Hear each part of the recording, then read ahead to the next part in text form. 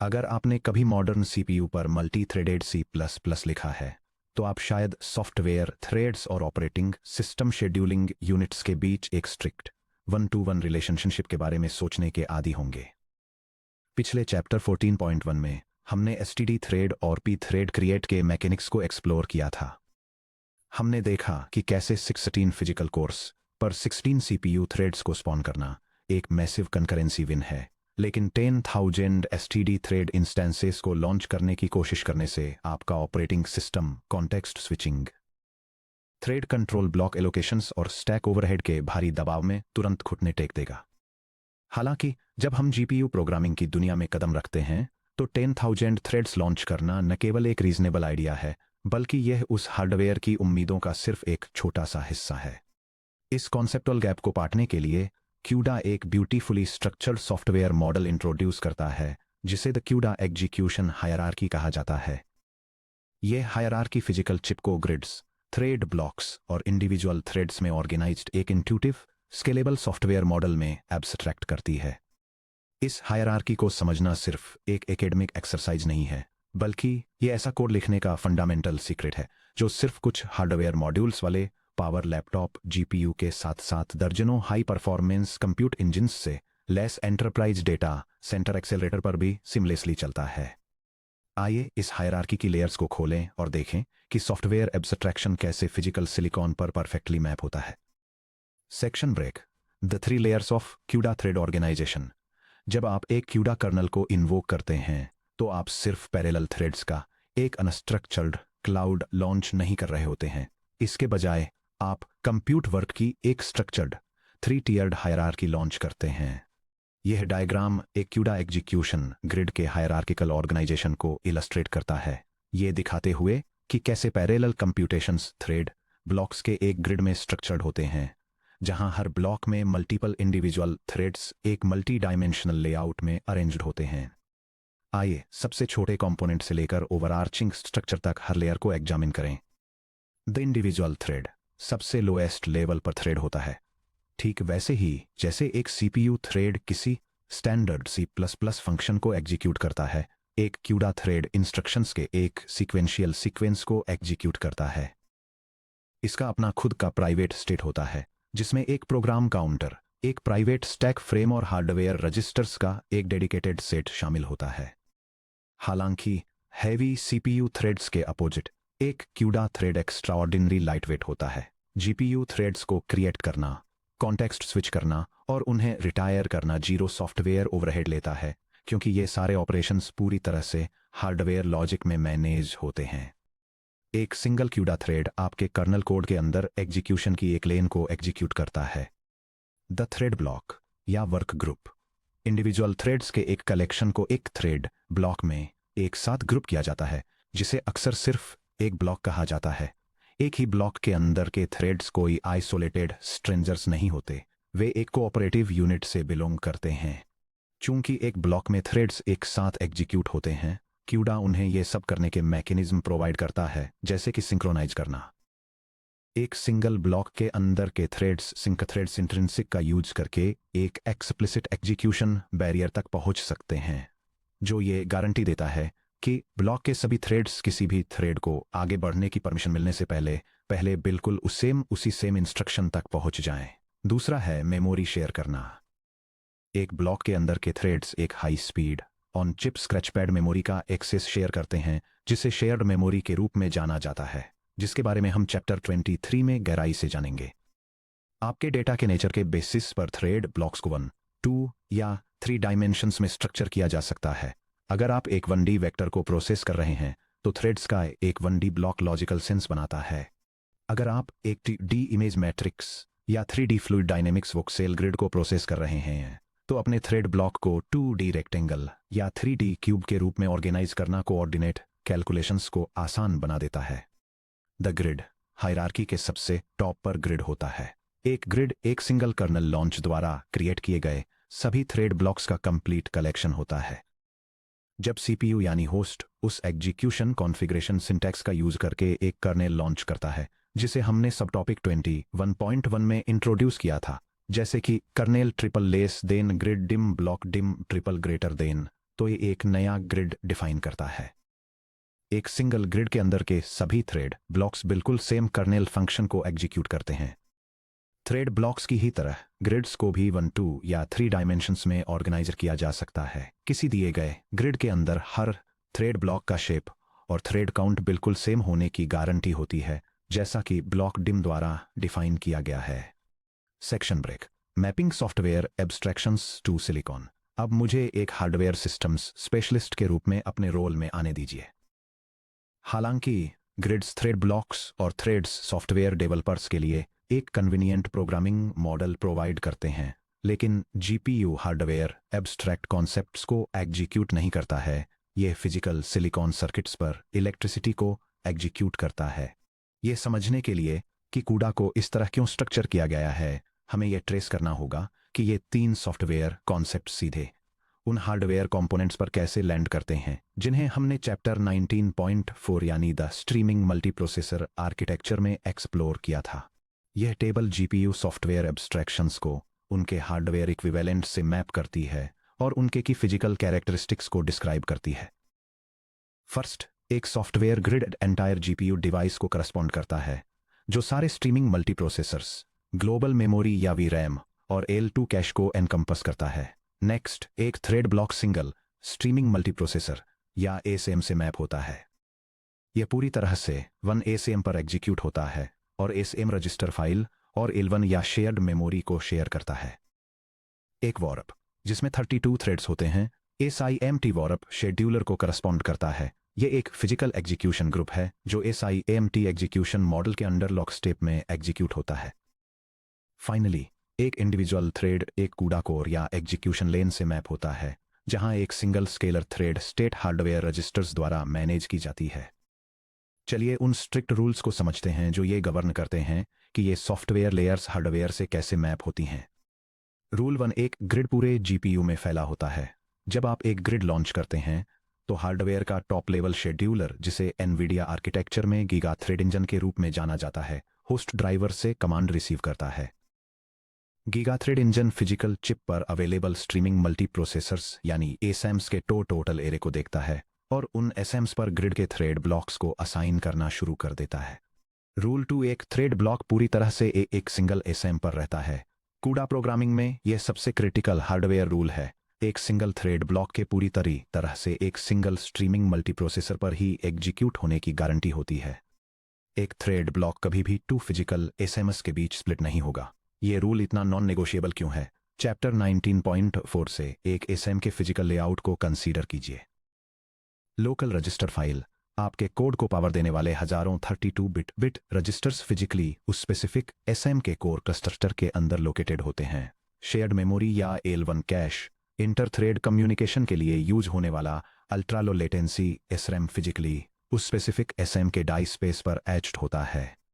Hardware barrier units block wide synchronisation sync threads को execute करने के लिए responsible physical logic gates strictly SM boundary के अंदर ही रहते हैं।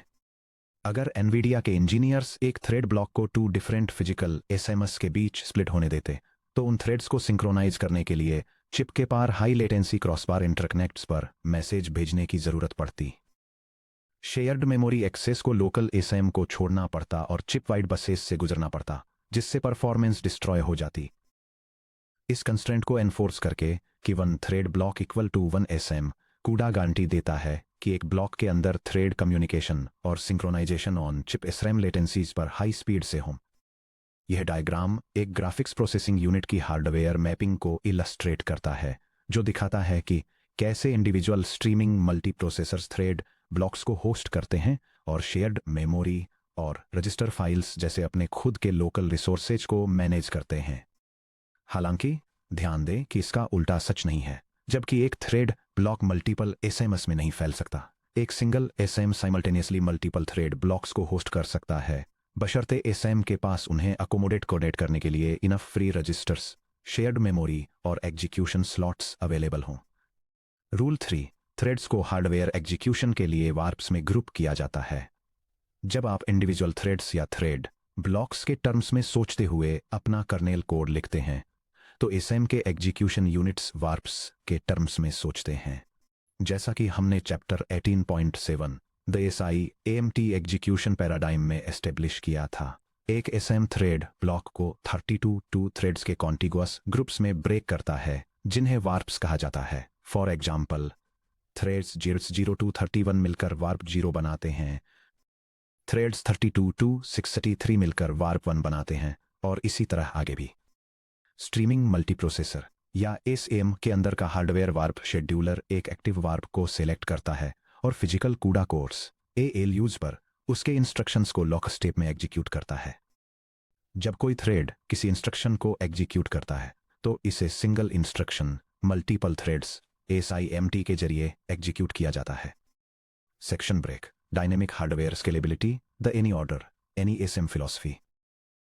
इस पॉइंट पर आपके दिमाग में एक जायज सवाल आ सकता है कि अगर थ्रेड ब्लॉक्स एसएम्स पर मैप होते हैं तो क्या होगा अगर मैं 1000 थ्रेड ब्लॉक्स के साथ एक ग्रिड लॉन्च करूं, लेकिन मेरे फिजिकल जीपीयू में सिर्फ 8 स्ट्रीमिंग मल्टीप्रोसेसर्स हों। यह हमें कूडा आर्किटेक्चर के कोर डिजाइन अचीवमेंट पर लाता है, जो है ट्रांसपेरेंट डायनेमिक स्केलेबिलिटी। क्योंकि अलग अलग थ्रेड ब्लॉक्स के अंदर के थ्रेड्स के पास एक दूसरे के साथ सिंक्रोनाइज करने का कोई हार्डवेयर सपोर्टेड तरीका नहीं होता है और वे कोई डायरेक्ट हार्डवेयर रिसोर्सेज शेयर नहीं करते हैं, इसलिए कूडा एक फंडामेंटल आर्किटेक्चरल कॉन्ट्रैक्ट एनफोर्स करता है। कूडा हार्डवेयर गारंटी, एक ग्रिड के अंदर के थ्रेड ब्लॉक्स किसी भी ऑर्डर में एग्जीक्यूट होने के कैपेबल होने चाहिए, चाहे सीक्वेंशियली, पैरेलल में या आर्बिट्रेरली इंटरलीव्ड। क्योंकि थ्रेड ब्लॉक्स पूरी तरह से इंडिपेंडेंट होते हैं, इसलिए हार्डवेयर जीपीयू शेड्यूलर के पास रिसोर्सेज अवेलेबल होने पर उन्हें कभी भी रन करने की कंप्लीट फ्रीडम होती है। चलिए ट्रेस करते हैं कि यह दो ड्रामेटिकली डिफरेंट हार्डवेयर पर कैसे काम करता है, जो बिल्कुल सेम कंपाइल्ड कूडा बाइनरी को एग्जीक्यूट कर रहे हैं, जिसमें 8 थ्रेड ब्लॉक्स का एक ग्रिड है। यह कंपैरिजन यह डेमोन्स्ट्रेट करके जीपीयू हार्डवेयर स्केलेबिलिटी के कॉन्सेप्ट को इलस्ट्रेट करता है कि थ्रेड ब्लॉक्स अलग अलग हार्डवेयर कॉन्फ़िगरेशंस पर कैसे शेड्यूल होते हैं। फर्स्ट सिनेरियो एक लो पावर लैपटॉप जीपीयू दिखाता है जिसमें 2 स्ट्रीमिंग मल्टीप्रोसेसर्स हैं जिन्हें 4 टाइम स्टेप्स में सीक्वेंशियली 8 ब्लॉक्स रन करने होते हैं। सेकंड सिनेरियो एक डेटा सेंटर जीपीयू दिखाता है जिसमें 8 स्ट्रीमिंग मल्टीप्रोसेसर्स हैं जो एक सिंगल टाइम स्टेप में सभी 8 ब्लॉक्स को साइमल्टेनियसली एग्जीक्यूट कर सकते हैं, जिससे ट्रू हार्डवेयर पैरेललिज्म अचीव होता है। यहां अभी क्या हुआ उसे ध्यान से देखिए। केवल 2 एसएम्स वाले मॉडेस्ट लैपटॉप जीपीयू पर हार्डवेयर शेड्यूलर ब्लॉक 0 को एसएम0 और ब्लॉक 1 को एसएम1 असाइन करता है। जब वे ब्लॉक्स अपना काम खत्म करके रिटायर होते हैं तो हार्डवेयर तुरंत ब्लॉक 2 और ब्लॉक 3 को न्यूली फ्रीड एसएम्स पर शेड्यूल कर देता है। इस एग्जीक्यूशन में 4 कंसेक्यूटिव हार्डवेयर पासेज लगते हैं, लेकिन यह सक्सेसफुली कंप्लीट हो जाता है। 8 एसएम्स वाले मैसिव डेटा सेंटर जीपीयू पर हार्डवेयर शेड्यूलर सभी E8 थ्रेड ब्लॉक्स को एक साथ 8 एसएम्स पर असाइन कर देता है। पूरा ग्रिड एक सिंगल पास में कंप्लीट हो जाता है। आपको अपना C+ कोड रिकम्पाइल नहीं करना पड़ा।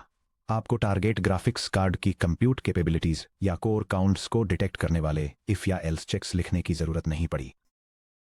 बिल्कुल वही बाइनरी लिमिटेड हार्डवेयर से मैसिव एंटरप्राइज हार्डवेयर तक ऑटोमेटिकली स्केल हो गई। Purely grid leads to block leads to thread execution hierarchy के कॉन्सिक्वेंस के रूप में। इसे चैप्टर 14 के क्लासिकल सीपीयू मल्टीथ्रेडिंग से कंपेयर करें। अगर आप 128 फिजिकल कोर्स की उम्मीद करते हुए 128 एसटीडी थ्रेड इंस्टेंसेस में काम डिस्ट्रीब्यूट करने के लिए हार्ड कोडेड C++ कोड लिखते हैं, तो उस सेम कोड को डुअल कोर एम्बेडेड सीपीयू पर रन करने से मैसिव कॉन्टेक्स्ट स्विचिंग, थ्रैशिंग और सीवियर परफॉर्मेंस डिग्रेडेशन होता है। कूडा का सॉफ्टवेयर वर्क यूनिट्स यानी ब्लॉक्स को फिजिकल एग्जीक्यूशन यूनिट्स यानी एसएम्स से स्ट्रक्चरल डीकपलिंग करना इस स्केलिंग प्रॉब्लम को पूरी तरह से सॉल्व कर देता है। Section break, defining dimensions 1D, 2D और 3D ग्रिड्स और ब्लॉक्स। अब जब हम समझ गए हैं कि ग्रिड्स और ब्लॉक्स फिजिकली कौन से कैसे मैप होते हैं, तो आइए एक्सप्लोर करें कि हम सॉफ्टवेयर में उनके शेप्स को कैसे एक्सप्रेस करते हैं। कूडा ग्रिड्स और ब्लॉक्स के डायमेंशंस स्पेसिफाई करने के लिए dim3 नाम का एक built in C++ structure provide करता है। एक dim3 वेरिएबल सिंपली एक 3 एलिमेंट वेक्टर होता है जिसमें 3 अनसाइंड इंटीजर फील्ड्स होते हैं .x, .y और .z। अगर आप किसी भी डायमेंशन को अनअसाइन छोड़ देते हैं तो कूडा ऑटोमेटिकली इसे 1 पर इनिशियलाइज कर देता है। हमें मल्टी डायमेंशनल ग्रिड्स या ब्लॉक्स क्यों चाहिए होंगे? क्योंकि रियल वर्ल्ड में डेटा हमेशा वन डायमेंशनल एरे नहीं होता है। 1D layouts, vectors, financial time series, audio streams. अगर आप नंबर्स के दो वन डायमेंशनल वेक्टर्स को एक साथ ऐड कर रहे हैं तो 1D लेआउट सबसे स्ट्रेट फॉरवर्ड रिप्रेजेंटेशन है। यह कॉन्फ़िगरेशन डेमोन्स्ट्रेट करता है कि क्यूडा का यूज करके ग्राफिक्स प्रोसेसिंग यूनिट पर पैरेलल कंप्यूटेशन को कैसे सेटअप और लॉन्च करना है। ये एक एग्जीक्यूशन ग्रिड को डिफाइन करता है जिसमें 4 ब्लॉक्स होते हैं और हर ब्लॉक में 256 थ्रेड्स होते हैं, जिसके रिजल्ट के रूप में कर्नल फंक्शन को एग्जीक्यूट करने वाले टोटल 1024 पैरेलल थ्रेड्स मिलते हैं। 2D layouts, images, matrices, game maps. जब इमेज प्रोसेसिंग या मैट्रिक्स ऑपरेशंस परफॉर्म कर रहे हों तो थ्रेड्स को इमेज के पिक्सेल्स से मैच करने वाले 2D कार्टेशियन ग्रिड पर मैप करने से कॉम्प्लेक्स कोऑर्डिनेट मैथ एलिमिनेट हो जाता है। यह सेगमेंट दिखाता है कि इमेज प्रोसेसिंग के लिए जीपीयू कर्नल को कैसे कॉन्फ़िगर और एग्जीक्यूट करना है। यह थ्रेड ब्लॉक्स का एक 2 डायमेंशनल ग्रिड सेटअप करता है जिसे एक standard high definition image size को कवर करने के लिए स्केल किया गया है, जरूरी ग्रिड डायमेंशंस को कैलकुलेट करता है और ग्राफिक्स हार्डवेयर पर पैरेलल एग्जीक्यूशन को लॉन्च करता है। 3D layouts, CTT scans, physical simulations, volumetric data, complex physical simulations के लिए, जैसे कि 3D ग्रिड में फ्लूइड मैकेनिक्स कैलकुलेट करना या मेडिकल इमेजिंग के लिए वोक्सेल्स रेंडर करना।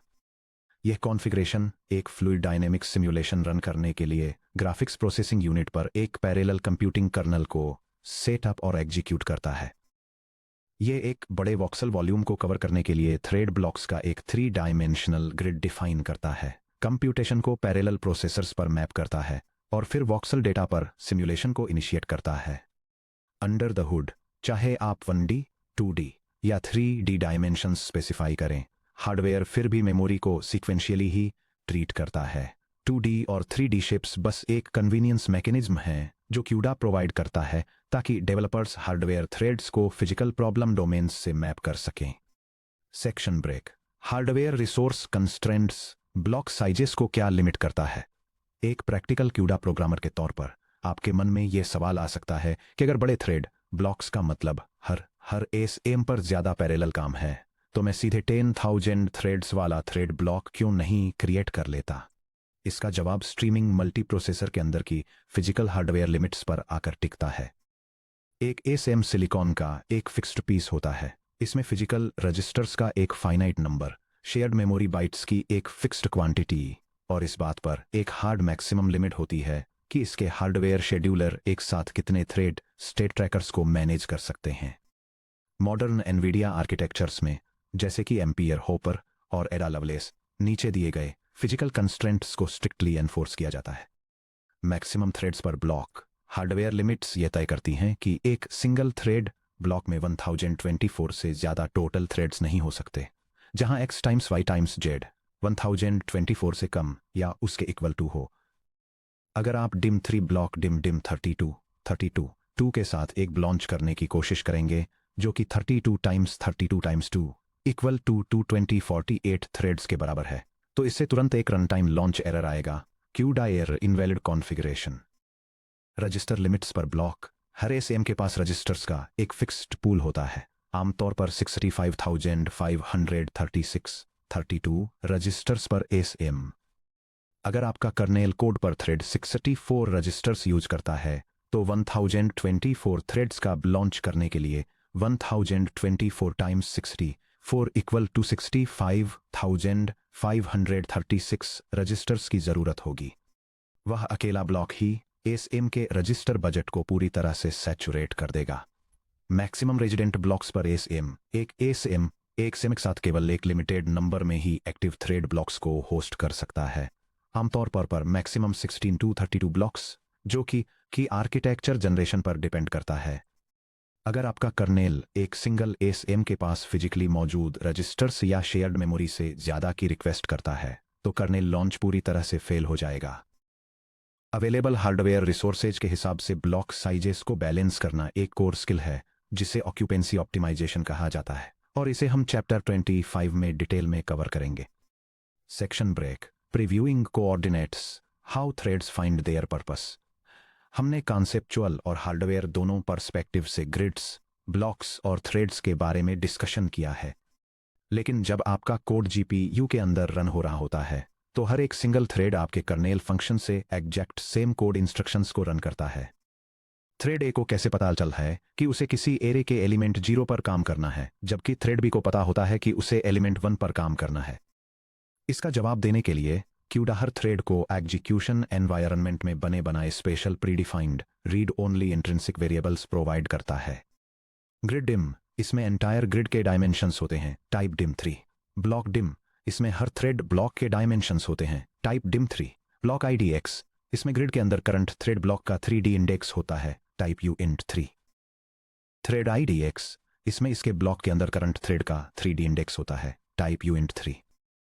यह diagram parallel computing execution model को इलस्ट्रेट करता है, जिसमें एक ग्रिड को 4 प्रोसेसिंग ब्लॉक्स में डिवाइडेड दिखाया गया है, जहां हर ब्लॉक में 256 इंडिविजुअल थ्रेड्स हैं जो 0 से 255 तक इंडेक्स्ड हैं। ये बिल्ट इन वेरिएबल्स आपके सिस्टम के हर थ्रेड के लिए एक एड्रेस सिस्टम की तरह काम करते हैं।